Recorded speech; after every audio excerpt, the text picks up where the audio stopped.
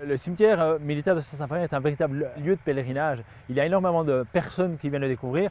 Le 23 août 1914, c'est sur le territoire de Mons que vont se battre pour la première fois durant la Première Guerre les soldats allemands et les soldats britanniques. Et donc dans ce cimetière est inhumée la première perte britannique de la Première Guerre mondiale. 4 ans plus tard, la nuit du 10 au 11 novembre 1918, les troupes canadiennes et britanniques libère la ville de Mons. Et donc c'est ici aussi que le dernier soldat britannique de la Grande Guerre, le soldat Ellison, va tomber. Et il est enterré aussi dans ce cimetière militaire de Saint-Symphorien.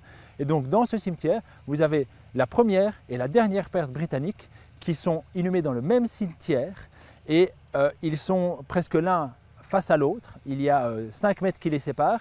En fait, ce lieu est extrêmement important pour les Britanniques parce qu'il représente le début et la fin de la Première Guerre mondiale. Et entre ces deux soldats, il y a 1 million de soldats britanniques qui sont morts, entre ces deux individus-là. Et donc c'est ça tout le symbole. C'est toutes ces pertes finalement pour arriver au même endroit.